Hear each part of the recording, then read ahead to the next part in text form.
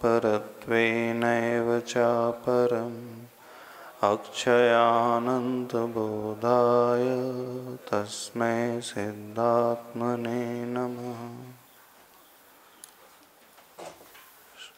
श्लोक नंबर 14 चल रहा था।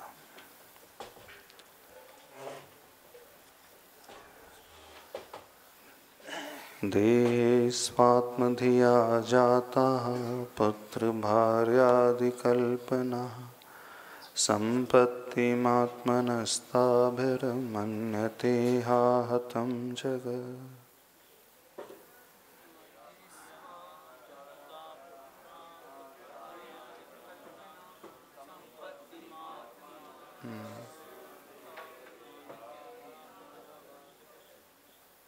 इसकी व्याख्या हो गई थी इसकी। अच्छा, हाँ हो गया था इसका शायद। इस संसार में अचेतन वस्तु में, अचेतन देह में और अचेतन के बंध से ममत्व का भाव होता है। टीका में उद्धरण दिया है स्वयंभू स्तोत्र का। अभिनंदन नाथ भगवान की स्तुति करते हुए आचार्य समंत भद्र स्वामी जी ने लिखा है, अचेतने तत्कृत बंध जेपि च ममेद मिथ्याभिनिवेश कग्रहात् प्रभंगुरे स्थावर निश्चयेन च क्षतं जगत् तत्त्वमजिग्रहद् भवान्। अचेतन जो भी वस्तु होती हैं, जड़ पदार्थ होते हैं, और अचेतनकृत जो बंध होता है, अर्थात जो कर्म बंध होता है, अथवा अचेतन वस्तुओं के माध्यम से जो राग द्वेष का भाव पैदा होता है, उसमें मम इदम इति अभिनिवेशक ग्रहात्, यह मेरा है। अचेतन वस्तु में मेरेपन का भाव और अन्यों में मेरेपन का भाव, ऐसे अभिनिवेश रूपी ग्रह से पीड़ित अथवा भूत पिशाच से पीड़ित यह संसारी जीव संसार में नष्ट हो रहा है। क्यों नष्ट हो रहा है? प्रभंगुरे स्थावर निश्चयेन। मेन कारण उसके नष्ट होने का क्या है? क्षणभंगुर इन वस्तुओं में, परिग्रह में, व्यक्तियों में वह स्थायित्व की कल्पना करता है। रीजन क्या है? अनित्य में नित्य की धारणा बना करके जीता है। बस यही एक पिशाच वाली वृत्ति है। और इस संसार में रहने वाले संसारी जीव दुख को, खेद को प्राप्त हो रहे हैं और नष्ट हो रहे हैं। गलत धारणा से ही वो नष्ट हो रहे हैं। दुख जो पा रहे हैं, प्रभंगुरे स्थावर निश्चयन। प्रभंगुर क्या होता है? क्षणक्षयी, भंगुर होने वाला, जिसे बोलते हैं ना क्षणभंगुर। एक क्षण तक रहता है, उसके बाद वो नष्ट हो जाता है, चला जाता है। अर्थात जो भी अस्थायी है, छूटने वाली है, उनमें स्थायी की कल्पना करना। टेम्पररी में परमानेंट की कल्पना कर लेना। तात्कालिक वस्तु में अथवा नाशवान वस्तु में शाश्वत की कल्पना कर लेना। कल्पना ही, धारणा ही गलत है यहाँ। इसलिए वह स्वयं दुखी होता है और भविष्य के लिए भी दुख के बीज वो बो देता है। तो कारण हम स्वयं हैं, हमारी गलत धारणा है। यह तत्व की बात है प्रभु आपने बतलाई है। आचार्य समंत भद्र स्वामी जी अभिनंदन नाथ भगवान की स्तुति करते हुए स्वयंभू स्तोत्र में ये बता रहे हैं। यही होता है कि नहीं? बस उस धारणा को बदलना है। धारणा बदल जाएगी तो सब कुछ बदल जाएगा। क्षणभंगुर को क्षणभंगुर के रूप में देखने लगेंगे तो सारे विकल्प शांत हो जाएंगे और ज़्यादा कुछ नहीं करना है।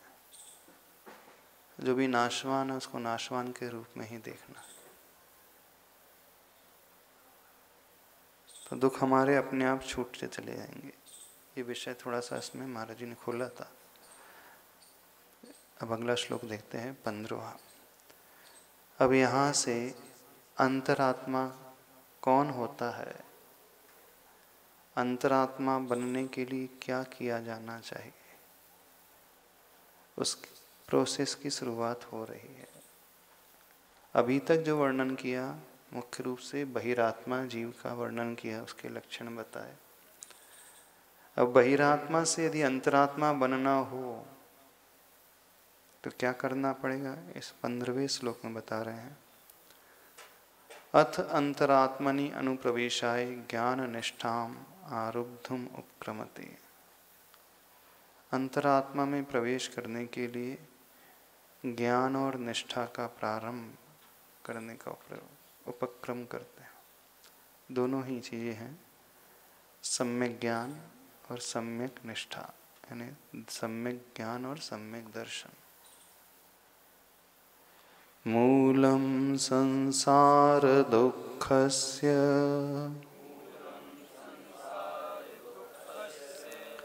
देह एवात्मधेस्ततः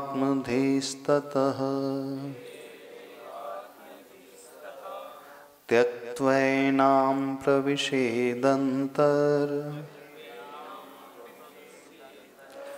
त्यक्त्वैनां प्रविशेदन्तर् बहिरव्यापृतेन्द्रियः बहिरव्यापृतेन्द्रियः त्यक्त्वैनां प्रविशेदन्तर् बहिरव्यापृतेन्द्रियः मूलं संसार दुःखस्य देह एवात्मधेस्ततः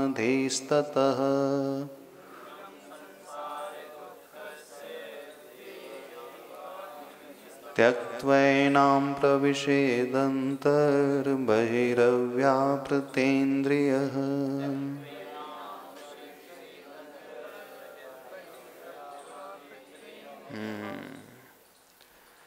इस संसार के दुख का मूल क्या है, अब इसे आचार्य भगवान बता रहे हैं। मूलम संसार दुःखस्य, षष्ठी विभक्ति का प्रयोग किया। हाँ, नीचे चरण में उसका उपाय बताएंगे। अभी तक जो 14 श्लोक में प्राय वर्णन करके आए हैं उसको उपसंहार करते हुए समझा रहे हैं। यदि अभी तक समझ में नहीं आया है तो एक शब्द में वो समझा रहे हैं इतने सारे श्लोकों का भाव क्या है और अनादिकाल से हमारे दुखों का कारण क्या, तो एक ही शब्द में बता रहे हैं। इस संसार के दुख का मूल एक ही है, देहे एव आत्मधि। मूल रूप से देह नहीं, वो देहे है, सप्तमी विभक्ति का प्रयोग किया है देहे। चूंकि उसके बाद स्वर है तो ए का लोप हो गया है। देह एवात्मधि, देह एव आत्मधि, अर्थात देह में ही आत्मबुद्धि। जो दुख संसारी जीव को सबको मिल रहे हैं, क्यों मिल रहे हैं? एक मूल कारण शरीर में ही आत्मबुद्धि। बस इसे समझ लें। ततः इसलिए, तो उस मूल को हटा देंगे तो दुख भी समाप्त हो जाएगा। जड़ को नष्ट करते ही वृक्ष भी नष्ट हो जाता है। वृक्ष को यदि समाप्त करना है, ऊपर ध्यान न देकर जड़ की ओर ध्यान दें। पीपल का जो वृक्ष लग जाता है घर आदि में, दीवार आदि में, उसे जब लोग उखाड़ करके काट करके अलग कर देते तो फिर से वो उग जाता है। दीवार में ही वहाँ बीज पक्षी आते हैं, बीट आदि कर जाते हैं। चिड़िया हैं, कबूतर आदि हैं, वे जंगल आदि में पत्तों को, बीजों को खाते हैं। उसके साथ पीपल के वृक्ष का बीज चले जाता है, उन फलों को खाते हैं। पीपल के जो फल होते हैं ना, उन फलों को खाते हैं, कबूतर आदि होते हैं। तो फलों के साथ बीज वो अंदर चला जाता है, और फिर जहाँ वो बीट कर जाते हैं तो वहीं वो पीपल का वृक्ष पैदा हो जाता है। मेन तो कारण यही होता है।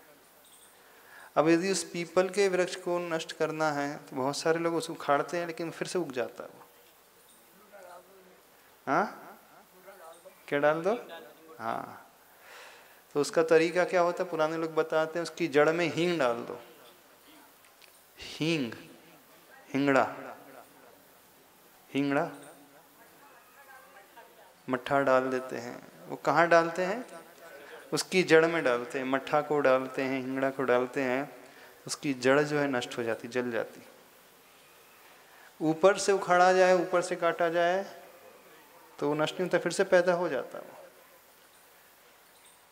उसे समाप्त करने के लिए जड़ को जलाना बहुत आवश्यक होता है। तो उस तरीके को अपनाते हैं जिससे वो जड़ समाप्त हो जाती है। ऐसे ही संसार की स्थिति है। संसार रूपी वृक्ष को नष्ट करना हो तो उसकी जड़ को, उसकी मूल को समाप्त करो। और मूल क्या है? देह में ही आत्मबुद्धि, शरीर में ही आत्मबुद्धि लगे रहना, ये ही उसकी मूल है। ततः इसलिए, अब तीसरे चरण में आचार्य भगवान बता रहे हैं, त्यक्त्वैनाम, इसकी संधि विच्छेद करेंगे तो क्या होगा? त्यक्त्वा एनाम, त्याग करके, एनाम किसे त्याग करके? ऐसी बुद्धि को त्याग करें। कौन सी बुद्धि को? देह में ही आत्मबुद्धि को त्याग दो। प्रविषेद अंतर, प्रविषेद अंतर लिखा है ना, संधि विच्छेद करेंगे तो कैसा निकलेगा? प्रविषेद अंतर, अंदर में प्रवेश करें। बहि अव्यापृतेन्द्रिय, बाहर में जो इंद्रियों का व्यापार है उसे रोक कर अंदर आत्मा में प्रवेश कर जाएं। बड़ी अच्छी विधि समझा रहे हैं। करना क्या है? पहला स्टेप क्या है? इस शरीर में जो ममत्व बुद्धि, आत्मबुद्धि का अर्थ हुआ शरीर में ममता की जो बुद्धि है, चाहे स्व शरीर के प्रति हो अथवा पर शरीर के प्रति हो,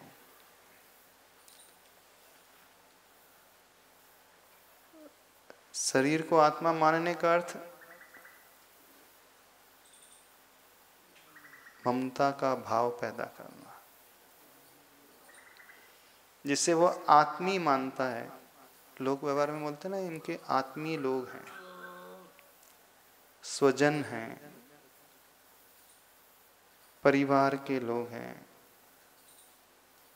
अथवा जिन्हें वो चाहता है उसे क्या कहते हैं? आत्मीय है, हमारे आत्मी हैं। आत्मी शब्द का प्रयोग होता है कि नहीं? आत्मी सज्जन, जिनसे राग का भाव रहता है उन्हें कहते हैं आत्मी जन। और वो आत्मी शब्द बना है आत्मा से। आत्मी जन क्यों कहा जाता है उन्हें?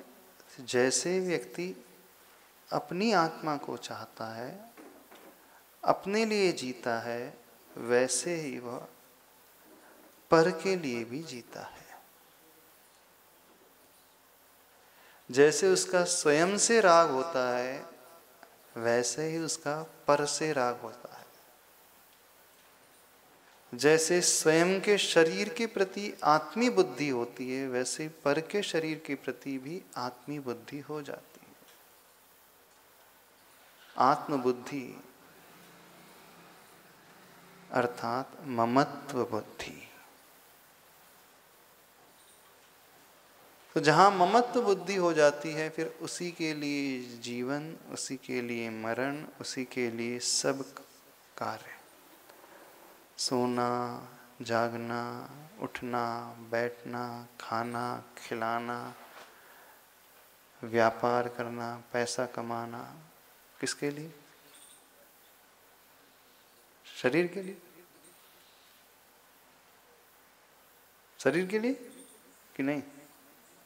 नहीं, आप कहेंगे शरीर के लिए तो नहीं थोड़ी करते। अच्छा, जैनियों को खाने के लिए कितनी आवश्यकता होती है? कितना खर्चा लगता है महीने का, जिससे उसका पेट भर सके? अच्छा भोजन, अच्छा सामान्य भोजन नहीं पूछ रहे। हाँ, कितने में एक परिवार पल सकता है? 4 मेंबर का, 4 सदस्यों का भोजन की बात है दिन के। 25,000। अच्छा व्यवस्थित पौष्टिक भोजन होना चाहिए, जितना है शरीर के लिए जो जो नीड होती है, न्यूट्रिशियस फूड। हाँ, जितना भी न्यूट्रिशन चाहिए, जितना भी दूध है, घी है, चलो सब मान लीजिए, फ्रूट्स है, सब्जी हैं, ड्राई फ्रूट्स है, सब मान लीजिए। हाँ, सब अच्छे से अच्छा, जैसा मालवा का भोजन होता है ना। हाँ ठीक है, 56 भोग जैसा होता है, चलो और मान लो। पर मेंबर 10,000। एक फैमिली के लिए कितने की आवश्यकता है? 25-30,000, 30,000, 20 में आराम से हो जाता है। हाँ, अच्छा, तो जैनी कितने का खर्चा करते हैं महीने खाने पीने में? बाकी खर्चा किस में करते हैं? दिखावे में। हाँ हाँ, तन की भूख तो तनिक है,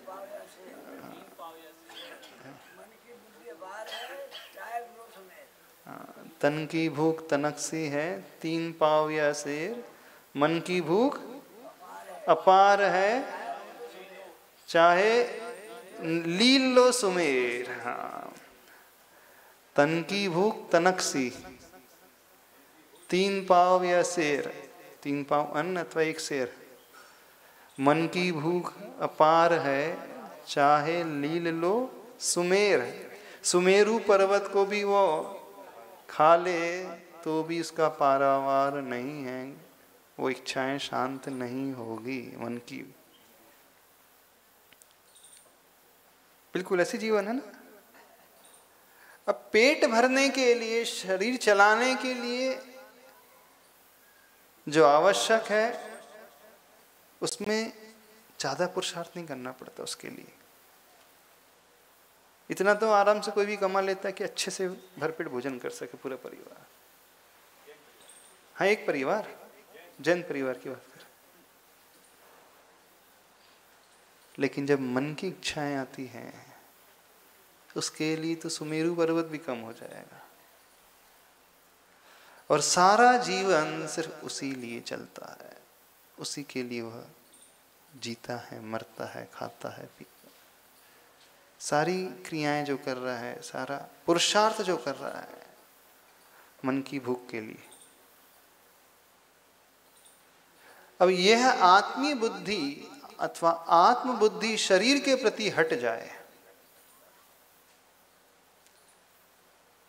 स्वयं के अथवा पर के, तो व्यक्ति अपने आप संतोषी हो जाएगा। उसकी हाय हाय जो है ना, वो अपने आप छूट जाएगी। फिर सारे उदासीन आश्रम के सदस्य बन जाएंगे। हाँ बिल्कुल आ जाएंगे, उदासीन आश्रम के सदस्य बन जाएंगे ना। उदासीन आश्रम में उदासीनता रहती कि नहीं? हाँ, उदासीन आश्रम का अर्थ क्या है? जहाँ उदासीनता है।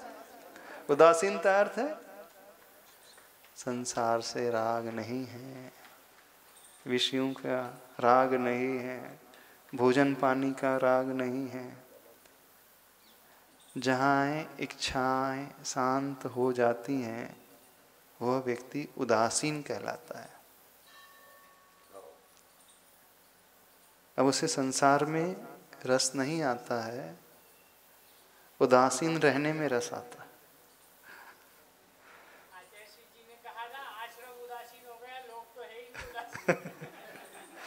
आश्रम उदासीन हो गया।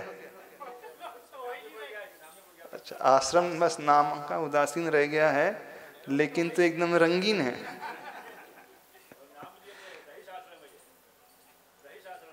अच्छा, उदासीन नहीं है, रईस आश्रम।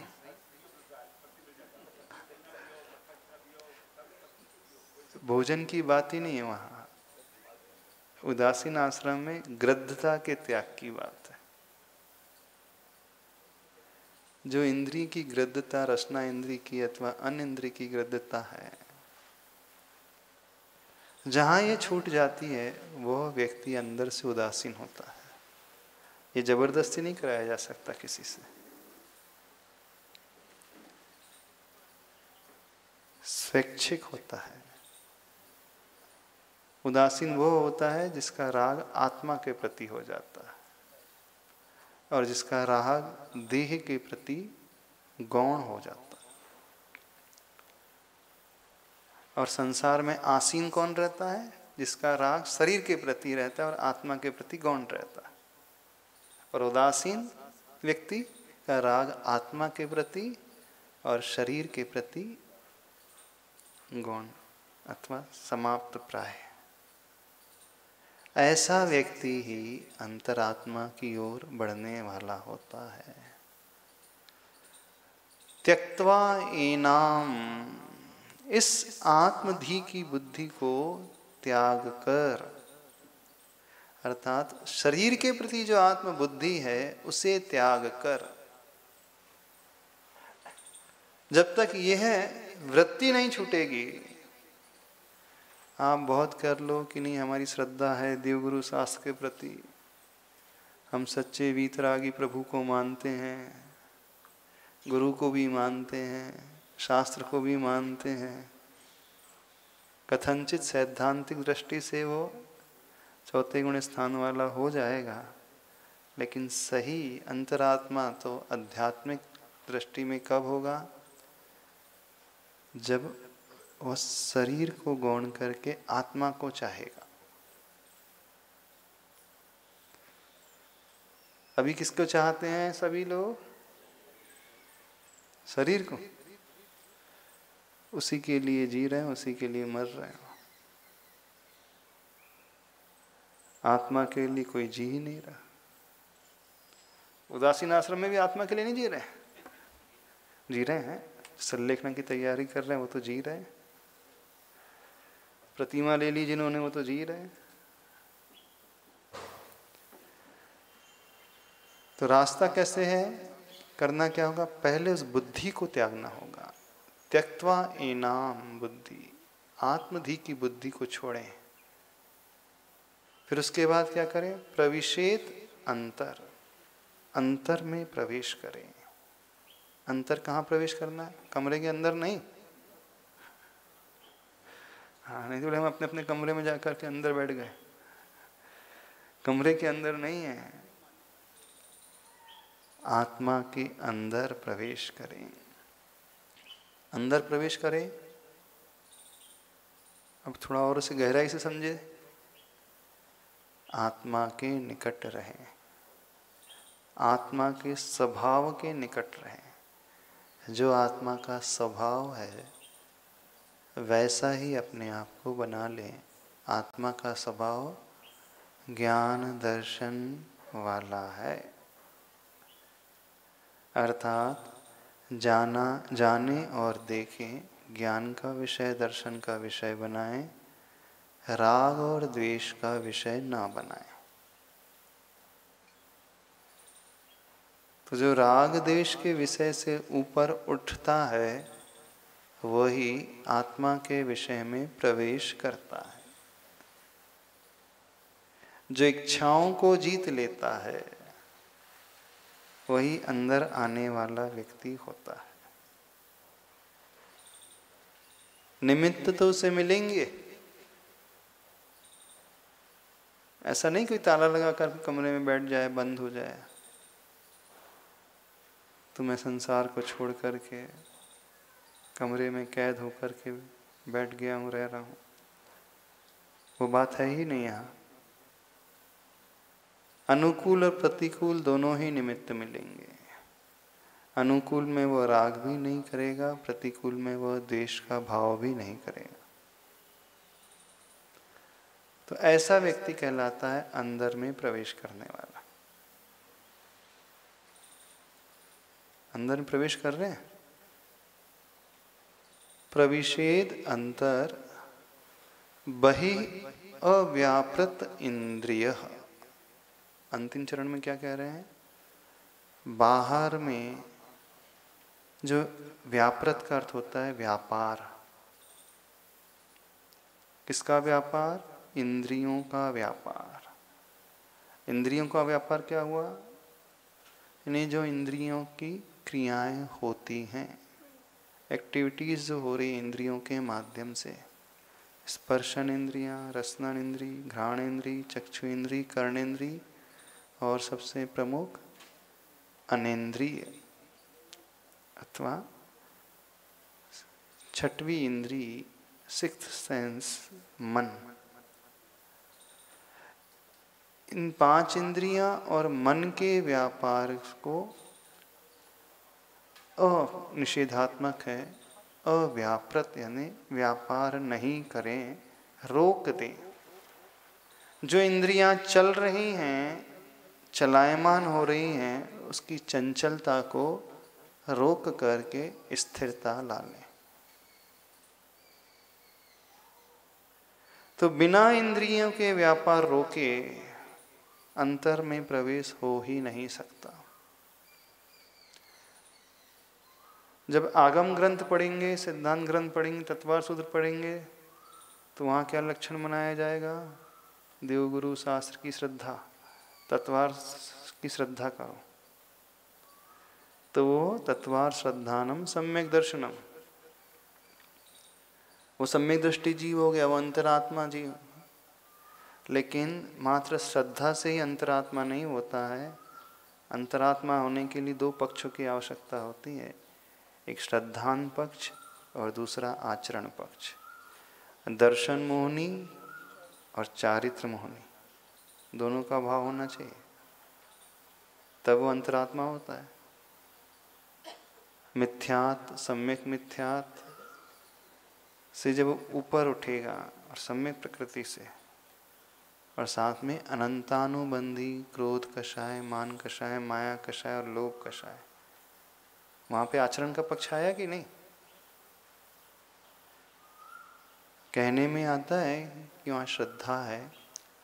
श्रद्धा मात्र आस्था से ही नहीं होती है, श्रद्धा समीचीन आचरण से प्रकट होती है। आचार्य सिंह ने एक बहुत अच्छा हाइकू लिखा है, आस्था व बोध संयम की कृपा से मंजिल पाते। आस्था व ज्ञान अथवा बोध संयम की कृपा से मंजिल पाते। हमारी आस्था है, हमारा ज्ञान है, लेकिन मंजिल उनसे कब मिलेगी? संयम भीतर होगा तो उसे मंजिल मिलेगी। संयम कौन सा? इंद्रियों का संयम, मन का संयम। यदि इंद्रिय और मन का संयम नहीं है तो मंजिल कभी नहीं मिलेगी। गुरुद्वार ने बहुत अच्छा हाइकू लिखा है। मंजिल चाहते हैं कि नहीं? तो संयम होना जरूरी है। सबसे प्रमुख इंद्रियों को जीतना और मन को जीतना। पांच इंद्रियों के व्यापार को रोकना। अव्यापृत इंद्रिय बाहर में जो इंद्रियों का व्यापार हो रहा है, बहिस लिखा है यहाँ से, क्या अर्थ लिखा ना? बाहर के विषयों में, उन वस्तुओं में, चाहे वह स्पर्शन इंद्री का विषय हो, चाहे वो रसना इंद्री का विषय हो, चाहे घ्राण इंद्री का, चाहे चक्षु इंद्री अथवा कर्ण इंद्री। क्योंकि हमें सिर्फ ये ही वस्तुएं नजर आती हैं जो हमारे पंचेंद्रिय के गोचर होती हैं। देखकर, सुनकर, चखकर, छूकर, सूंघकर। संसार में जो भी नजर आता है वो पंचेंद्रियों के विषयों में के अंतर्गत ही आता है। रूपी द्रव्य ही नजर आता है, और रूपी द्रव्य है तो वो मति ज्ञान का विषय बनेगा, और मति ज्ञान का विषय बनेगा अर्थ है पांचों इंद्रियों का प्रयोग हुए बिना वो मति ज्ञान का विषय नहीं बन सकता। तो जो भी हमें नजर आ रहा है, ग्रीनरी नजर आ रही है, बगीचा नजर आ रहा है, अच्छे अच्छे पेड़ पौधे हैं, आंखों से दिख रहे हैं, अच्छा लगता है। सुगंधी आ रही है, अच्छा लगता है। अच्छा म्यूजिक बज रहा है, व्यक्ति झूमने लगता है। और रसना इंद्री का तो कहना ही क्या। हाँ, रोज सवेरे 10 बजे हाँ, इस मामले में, रसना इंद्री के मामले में आश्रम 1 नंबर है ना? रईस आश्रम। ठीक है विमल जी? अच्छा सी ने बोला है, कोई कमी नहीं। हाँ, वैभव संपन्न और मठा संपन्न, घी संपन्न।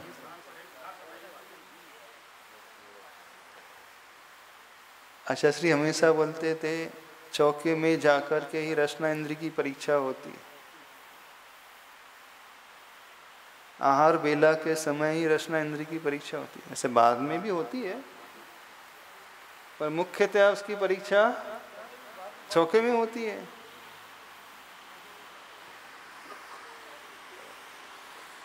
तभी तो सब कुछ छोड़ करके भी रसी त्याग पूर्वक आहार नहीं हो पाता। घर बार छूट जाता है, लेकिन वो रसना इंद्री का स्वाद नहीं छूट पाता। 2 ही इंद्रियां सबसे कठिन होती हैं जीतने के लिए।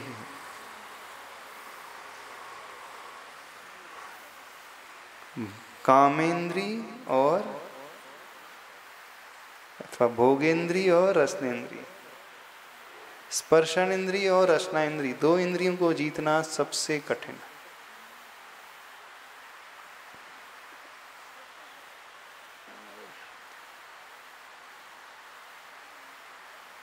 अन्य इंद्रिय के विषय को जीतना फिर भी सरल है। रसना इंद्रिय के विषय को जीतना सरल है, और स्पर्शन इंद्रिय के विषय को जीतना कठिन। इन्हीं 2 इंद्रियों के पीछे सारा संसार लगा है, और संसार की वृद्धि इन्हीं इंद्रिय से हो।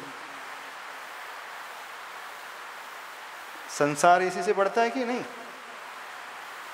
जब इंद्रिय के विषय का सेवन होगा तो कर्म का आश्रव होगा, कर्म का आश्रव होगा बंद होगा, भविष्य में उसका उदय आएगा तो निमित्त मिलेंगे, निमित्त मिलते हैं उसे तो फिर राग द्वेष का परिणाम हो जाता है, राग द्वेष का परिणाम होता है तो फिर से कर्म का बंद होता है। ये चक्र कभी समाप्त होता ही नहीं।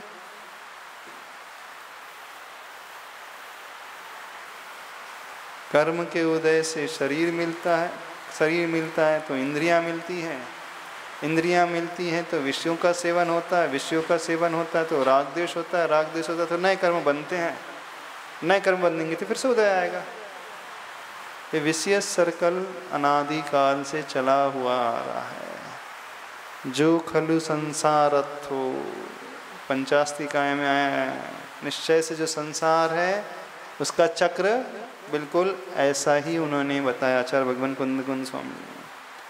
कर्म के उदय में गति मिलती है, गति मिलते ही शरीर मिल जाता है, शरीर मिलते ही इंद्रियां पैदा हो जाती हैं, इंद्रियां पैदा होते ही वो अपने विषयों को चाहने लगती हैं, विषयों को चाहने से, विषयों की प्राप्ति से राग द्वेष होता है, राग द्वेष होने से पुनः कर्म का बंध होता है, और पुनः कर्म का बंध होता है तो फिर से उसका उदय आएगा।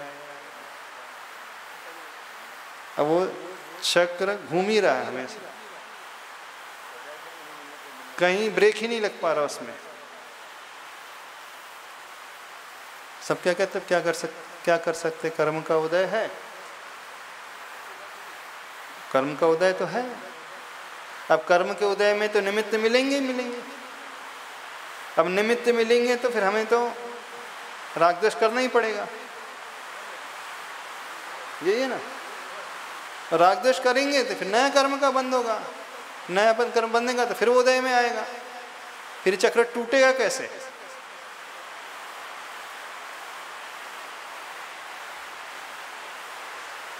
जो निमित्त को दोष देते हैं वे कभी चक्र को नहीं तोड़ पाएंगे।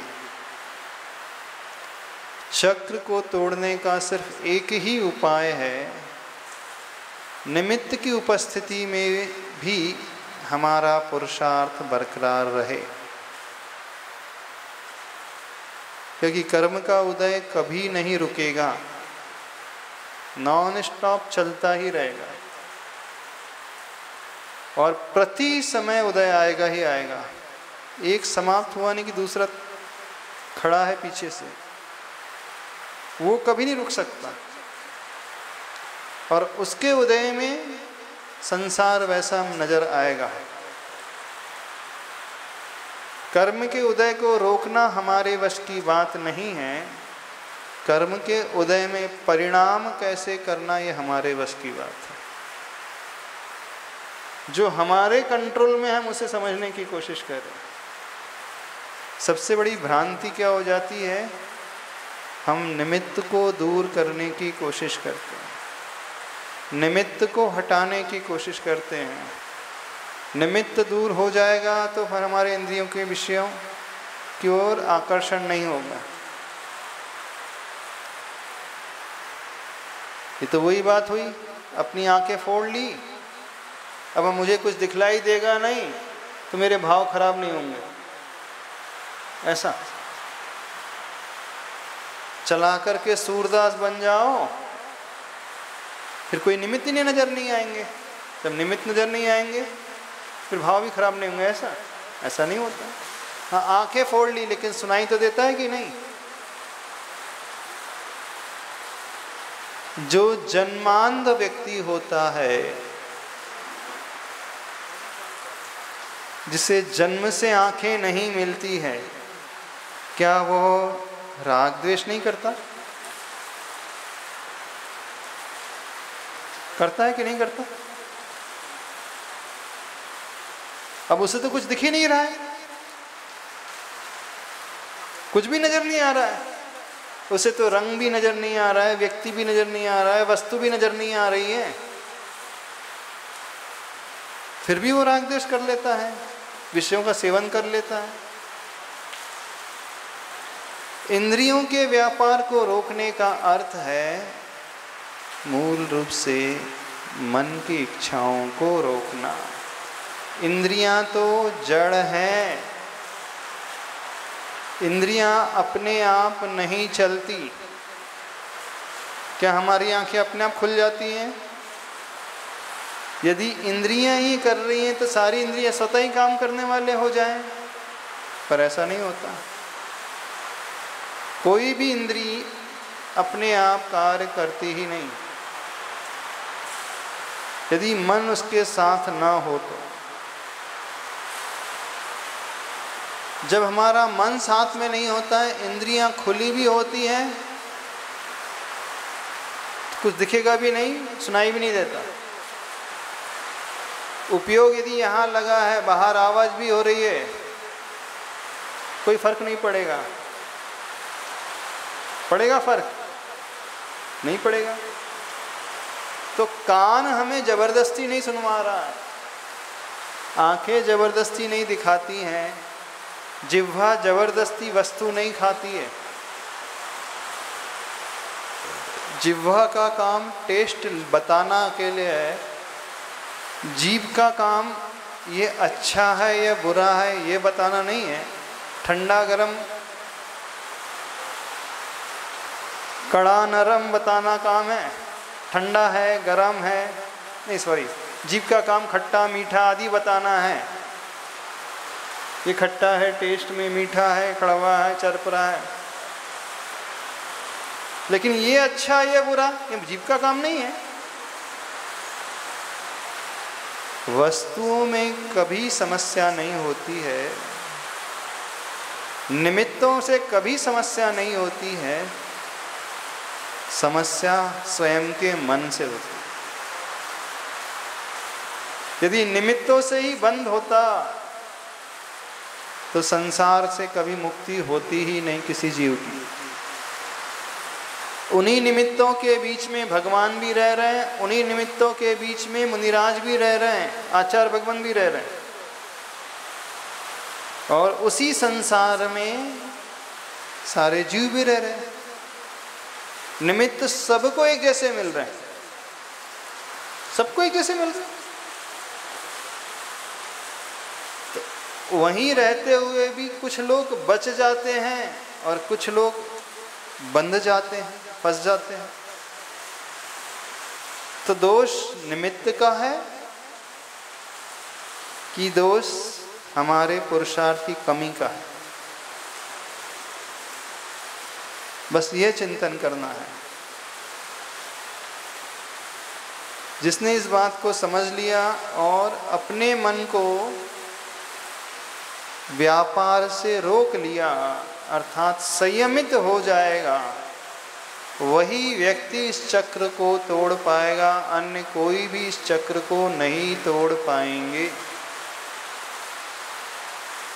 तो आचार्य भगवान विधि बता रहे हैं, उस आत्म बुद्धि को त्याग कर, इंद्रियों के व्यापार को रोक कर अपनी आत्मा के अंदर में प्रवेश करें।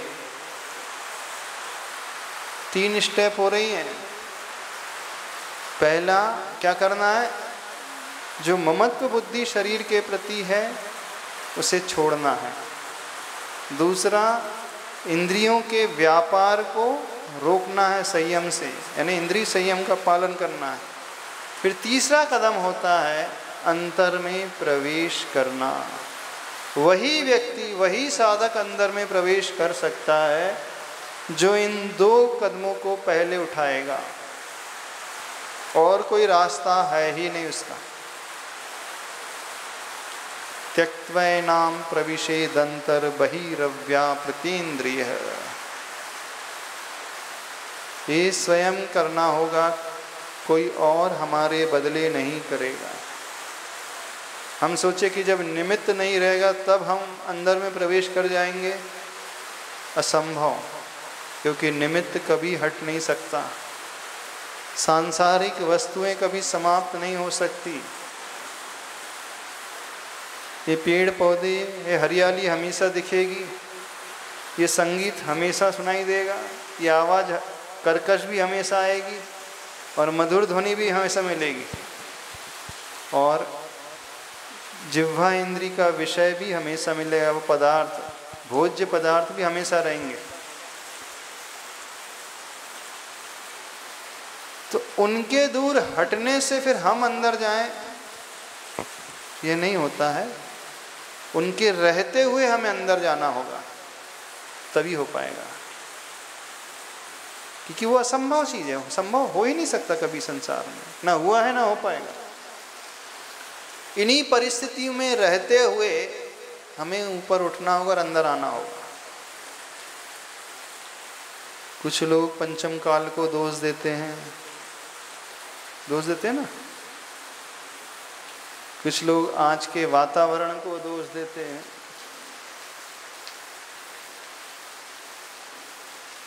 लेकिन उन्हें दोष देने से सफलता नहीं मिलने वाली है।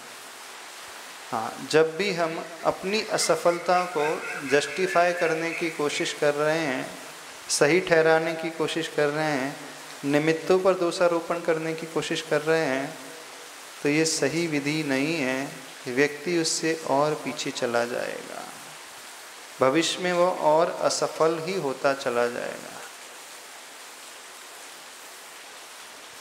सफलता स्वयं के पुरुषार्थ से मिलती है और असफलता भी स्वयं के पुरुषार्थ की विफलता से मिलती है, पुरुषार्थ की कमी से मिलती है। नमोस्तु महर्षि।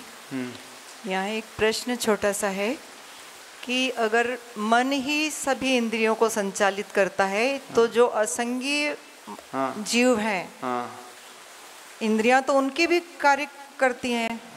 इस कारण असंगी जीव को ज्यादा पाप बंद होते ही नहीं है। संगी पंच लेकिन बंध तो होता है, वो तो मजबूरी में भोजन तो करना पड़ेगा। तो उनको एक इंद्री को जो कर्म का बंध होता है 1 सागरोपम, 2 इंद्री को 25 सागरोपम, 3 इंद्री को शायद 100 सागरोपम, फिर 1000 सागरोपम, और पंचेंद्री संगी हो जाता है तो कोड़ा कोड़ी सागरोपम कर्मों का बंध होता है। एक इंद्री से 1 सागर, 100 सागर, 1000 सागर, 10,000, करोड़ों गुना करोड़, ये संगी पंचेंद्री को ही होता है। असंगी जीव को इतना कर्म का बंध होता ही नहीं है। असंगी जो तोता मैना होते हैं उन्हें ज्यादा कर्म का बंध नहीं होता है, वो दिखेंगे बिल्कुल तोता मैना की जैसी, लेकिन उन्हें नहीं होता बंध। वो जो भी पंचेंद्री का व्यापार कर रहे हैं तो सिर्फ मूल रूप से अपनी आहार संज्ञा के लिए ही करते हैं, भूख को शांत करने के लिए करते हैं, इससे ज्यादा कुछ नहीं करते हैं। लेकिन संगी पंचेंद्री बस अपनी इच्छाओं के लिए लगा रहता है। वे पेट के लिए जीते हैं, ये पेटी के लिए जीते हैं, नाम के लिए जीते हैं, है ना। नीम फीम इच्छाओं के लिए, अनावश्यक इच्छाएं, अनावश्यक नहीं है, बस बहुत सारी इच्छाएं।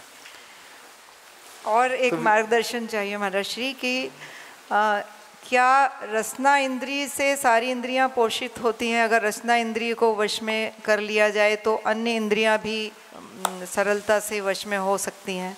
हाँ, रसना इंद्रिय का बहुत प्रभाव होता है। जैसा खाएं अन्न वैसा होए मन। जो हमारे शरीर में जाता है साक्षात रस के रूप में परिवर्तित, धातु के रूप में परिवर्तित होता है, उसका प्रभाव बहुत अधिक होता है। तो उसका बहुत बड़ा वेटेज तो दिया है शास्त्रों ने। इसलिए ब्रह्मचर्य के पालन के लिए कुछ भावनाएं बताई गई हैं। उसमें आया है इष्ट रस का सेवन का त्याग, स्त्री राग कृथा श्रवण तन मनोरांग निरीक्षण पूर्व व्रतानुस्मरण व्रस्येष्ट रस स्वशरीर संस्कार त्यागा पंच। व्रस्य और इष्ट रस के त्याग। यदि वो गरिष्ठ और इष्ट आहार कर रहा है तो नियम से वो इच्छाओं का दास हो जाता है। देखो उसमें कितना है, उन भावनाओं में एक आहार को रखा, भोजन को रखा, ऐसे ही नहीं रखा आचार को जो स्वामी जी ने। जब प्रतिक्रमण करते हैं तो चतुर्थ महाव्रत की भावनाओं में मनुन्ना मनुन्नेसु रसेसु फासेसु रूपेसु, यानी मनोज्ञ अमनोज्ञ, रसना रस, स्पर्शन, घ्राण, चक्षु और कर्ण। बृहद प्रतिक्रमण जो मुनियों का आता है उसमें चतुर्थ महाव्रत को जीतने के लिए जो 5 भावनाएं बताई हैं, मनोज्ञ और अमनोज्ञ, स्पर्श, रसना, घ्राण, चक्षु और कर्णेंद्रिय के विषय। मनुन्ना मनुन्नेसु रसेसु, मनुन्ना मनुन्नेसु फासेसु, मनुन्ना मनुन्नेसु रूवेसु, मनुन्ना मनुन्नेसु गंधेसु।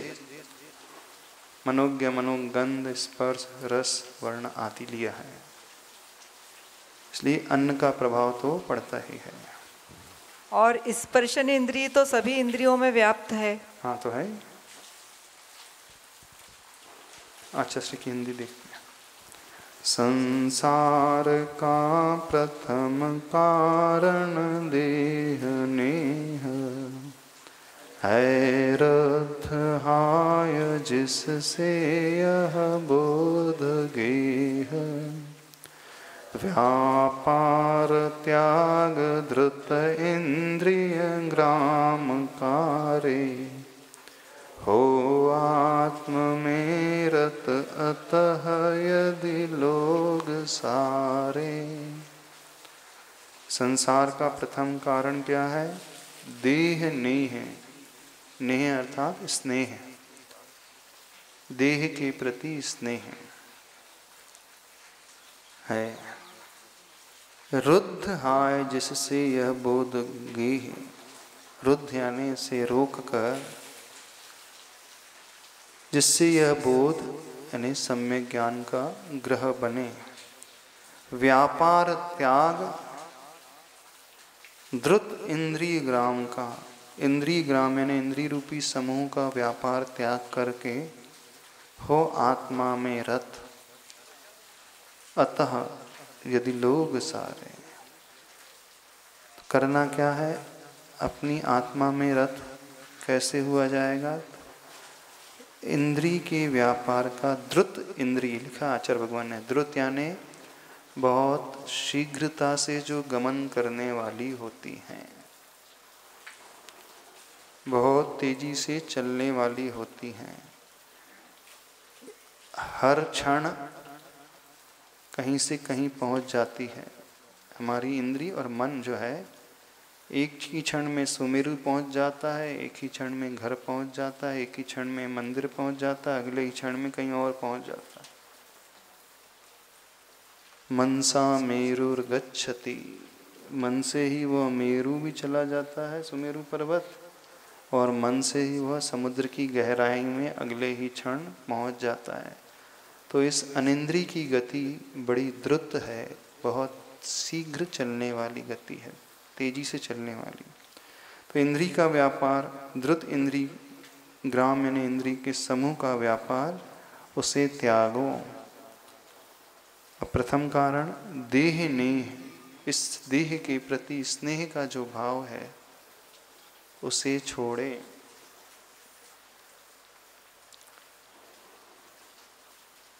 फिर आत्मा में रत हो जाओ, तब कहीं जाकर के वो अंतरात्मा कहलाएगा।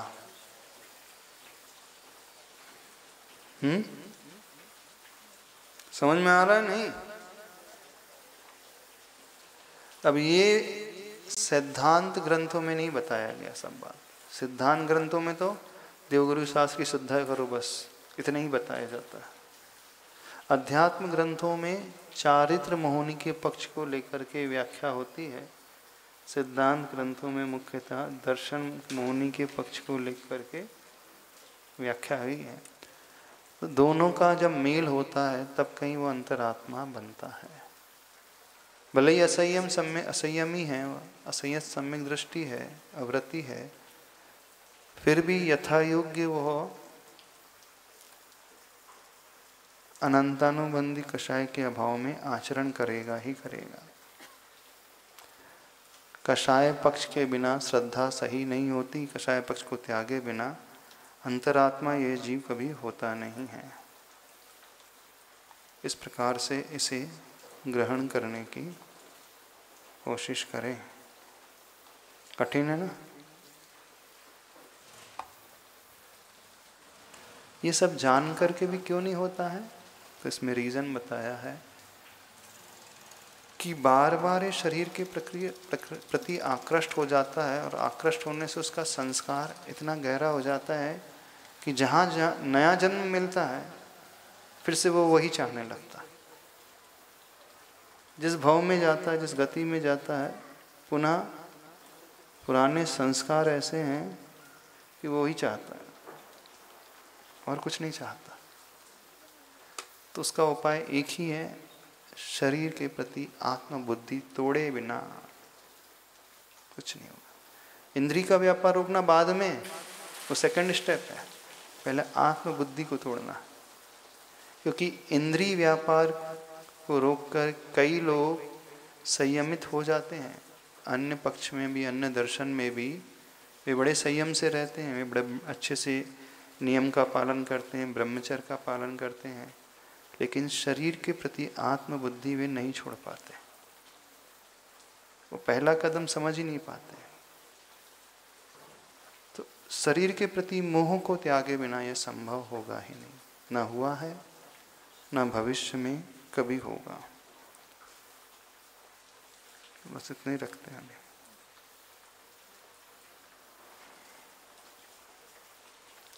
आचार्य परमेश्वर देव श्री विद्यासागर जी महाराज बोधि समाधि पर